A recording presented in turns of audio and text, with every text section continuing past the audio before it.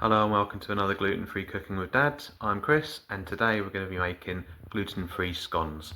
So let's get straight to it. So in a bowl you want to mix 340 grams of self-raising gluten-free flour, a teaspoon of gluten-free baking powder, you want to add a quarter teaspoon of xanthan gum and 85 grams of hard margarine. And then what you want to do is rub it in with your fingers till it forms what looks like breadcrumbs.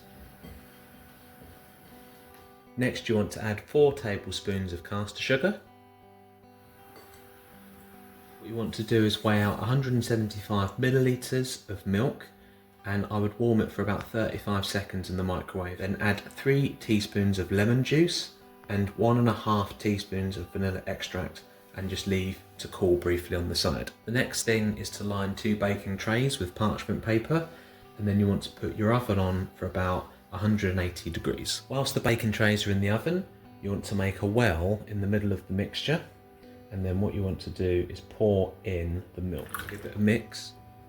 So what we're doing here is using a metal spoon just to mix the mixture so it forms a dough. It may be a little sticky, but that's normal.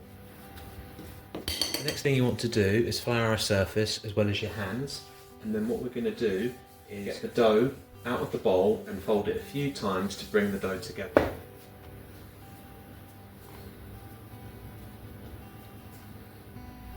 There we go, so they're all into balls now. So what we're going to do is get the baking tray out of the oven and we're going to add them to the tray. In a bowl you want to beat 1 egg. This is so we can glaze the scones, so it gives it a nice golden finish. So there we have it, the scones are now on the baking tray. The oven is warm, so they'll be going in for about 20 to 25 minutes. Just going to add the glaze to them now. So it's been about 25 minutes and these look like they are ready. Taste test time. So what we have here is scones, gluten-free.